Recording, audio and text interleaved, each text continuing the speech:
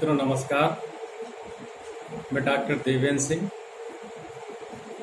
आज हम सब चीन के इतिहास का संक्षिप्त विश्लेषण करेंगे। चीन हुआंगहो नदी, जिसे पीली नदी भी कहा जाता है, उसके किनारे विकसित हुई सभ्यता है और ये वह सभ्यता है जिसने स्वतंत्र लेखन शैली का विकास किया था। और इस लेखन शैली का प्रभाव जापान, कोरिया और फिलीपींस और ताइवान में भी पाया जाता है। वास्तव में ताइवान चीन साम्राज्य का ही एक हिस्सा था। इतिहासकारों का मत है कि जिया राजवंश और झांग राजवंश, इन दोनों राजवंशों ने चीन को छोटे छोटे द्वीपों से बदल करके एक साम्राज्य के रूप में विकसित किया। 220 ईसा पूर्व में झाओ वंश का शासन था। 220 ईसा पूर्व से 206 ईसा पूर्व तक किन राजवंश का शासन था। और मित्रों, चीन की दीवार का निर्माण किन राजवंशों के द्वारा किया गया। किन राजवंश ने अपने चीन साम्राज्य को विदेशी आक्रमण से बचाने के लिए चीन की दीवार का निर्माण किया। हान वंश ने भी चीन पर राज्य किया और इस राजवंश ने भी चीन का विस्तार किया। चीन के साम्राज्य को फैलाने का कार्य हान राजवंश के द्वारा भी किया गया। इसके बाद मित्रों, हान राजवंशों ने चीन के एकीकरण का प्रयास किया, संपूर्ण चीन के साम्राज्य को विकसित करने का प्रयास किया और व्यापार बढ़ाने का प्रयास किया। हान राजवंशों का शासन 580 ईस्वी तक समाप्त हो गया और सुई राजवंश ने चीन साम्राज्य पर आधिपत्य जमा लिया। 580 ईस्वी से 614 ईस्वी तक सुई राजवंशों ने चीन पर शासन किया।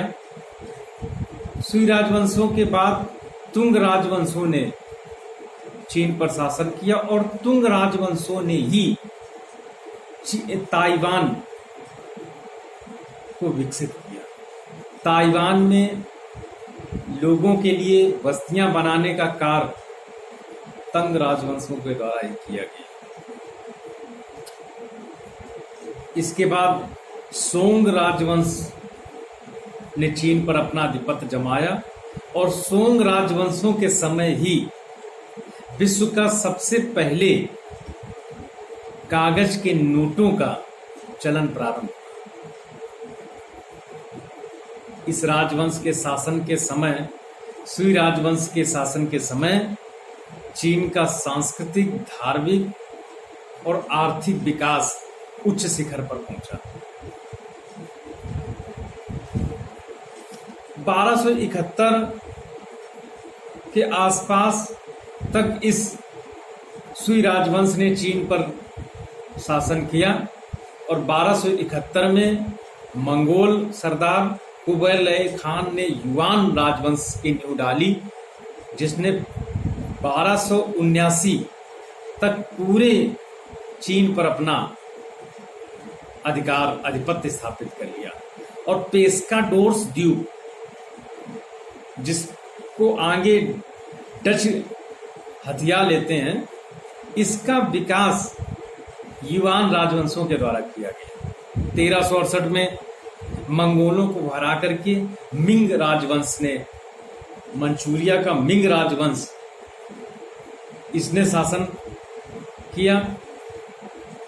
और मिंग राजवंशों के समय ही पुर्तगाली और स्पेनिश लोग चीन पहुंचने लगे और इन लोगों ने, स्पेनिश और पुर्तगालियों ने चीन पर अपना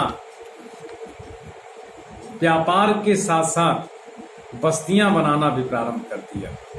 और मित्रों, जैसा कि हम लोग जानते हैं कि व्यापार के पीछे पीछे राज्य का झंडा चलता है। चीन में पुर्तगाली, डच और ब्रिटेन के लोग भी पहुंचने लगे। यद्यपि इनका प्रारंभिक उद्देश्य व्यापार ही था। 1644 के आसपास मिंग राजवंशों का शासन समाप्त हो गया। यद्यपि इस मिंग राजवंशों के समय ही चीन ने ताइवान को खो दिया।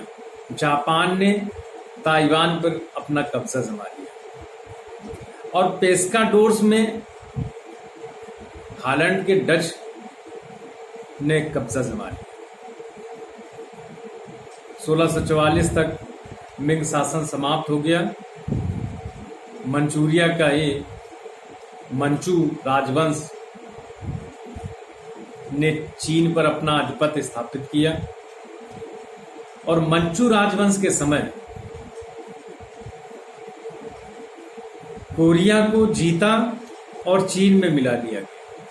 यद्यपि बाद में एक संधि के द्वारा कोरिया को संरक्षित राज्य में बदल दिया गया, जिस पर आधिपत्य चीन का ही बना रहा। 1784 तक चीन में फ्रांस, रूस के व्यापारी भी पहुंचने लगे। मित्रों, 1776 में जब अमेरिका स्वतंत्र हुआ तो अमेरिका भी चीन से व्यापार करने लगा।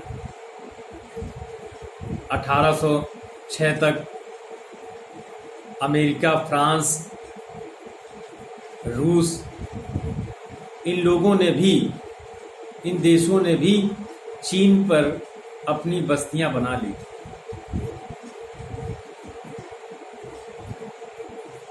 ईसाई मिशनरी भी पहुंचने लगे।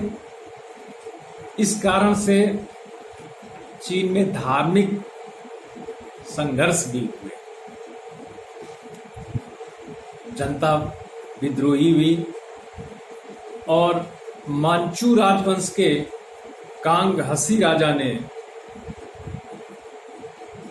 चीन साम्राज्य से विदेशियों को खदेड़ने का प्रयास किया। चूंकि ब्रिटेन भारत के फसल अफीम को चीन में बेच रहा था,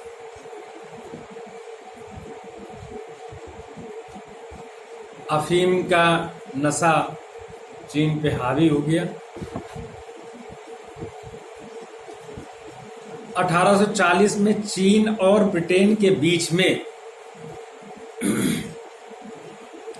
अफीम युद्ध हुआ।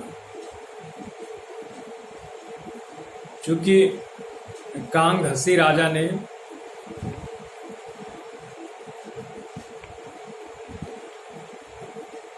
ब्रिटेन को हटाने का प्रयास किया, अफीम युद्ध में चीन पराजित हो गया और हांगकांग को खो गया। हांगकांग पर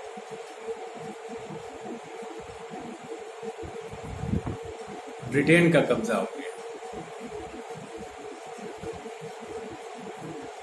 1887 में पुनः 1897 में चीन और ब्रिटेन के मध्य में संधि हुई। हांगकांग को 100 साल के पट्टे पर चीन को, ब्रिटेन को सौंपना पड़ गया। सन 1851 में चिंग राजवंश ने संपूर्ण चीन पर अपना आधिपत्य जमा लिया और चिंग राजवंशों के समय 1856 और 60 के मध्य ब्रिटेन से, अंग्रेजों से फिर चीन का युद्ध हुआ, जिसमें चीन पराजित हुआ। 1911 में चिंग राजवंश के विरुद्ध जनता ने विद्रोह कर दिया।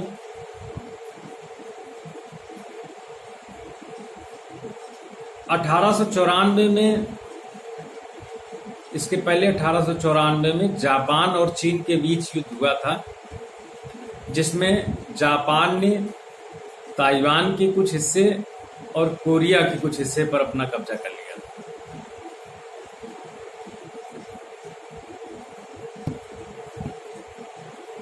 उन्नीस 1911 में किंग राजवंश के विरुद्ध जनता ने विद्रोह किया, लगभग 2 करोड़ लोग मारे गए। 1931 में पुनः जापान ने चीन के मंचूरिया प्रांत पर हमला किया और उसको अपने कब्जे में ले लिया। चिंग राजवंश की सत्ता कमजोर होने लगी। 1937 में सनायत सेन के नेतृत्व में जनता ने चिंग राजवंशों के विरुद्ध विद्रोह कर दिया और चीन में गणतंत्र की स्थापना हुई। सनायत सेन राष्ट्रपति बने। उनकी मृत्यु के बाद चांग काई शेक राष्ट्रपति बने और चांग काई शेक के समय चांग काई शेक का पार्टी कोमितांग पर कब्जा थोड़ा कमजोर हुआ और चीन में साम्यवादी क्रांति हुई। 1949 में माओ त्से तुंग ने उस साम्यवादी क्रांति का नेतृत्व किया और चांग काई शेक को पराजित कर दिया। चांग काई शेक पराजित होकर के ताइवान द्वीप में शरण ली और ताइवान में अपनी सरकार बनाई। अमेरिका ने साम्यवादी चीन जिसका नेतृत्व माओ त्से तुंग ने किया, उसको चीन के रूप में मान्यता नहीं दी। 1971 तक सुरक्षा परिषद में अमेरिका के द्वारा ताइवान की स्थापित सरकार को ही वास्तविक चीन के रूप में माना गया। बाद में साम्यवादी चीन को सुरक्षा परिषद की स्थायी सीट दी गई और माओ त्से तुंग ने एक कमजोर चीनी साम्राज्य को मजबूत साम्राज्य बना दिया। किसी समय फ्रांस के राजा नेपोलियन बोनापार्ट ने कहा था कि एशिया में एक दैत्य सो रहा है और उसे सोने दो, जब वो जगेगा तो अपने साम्राज्य का विस्तार करेगा। और वर्तमान समय में 1949 के बाद चीन ने अपने साम्राज्य को विस्तार करने का आक्रामक नीति अपनाई है। बहुत बहुत धन्यवाद।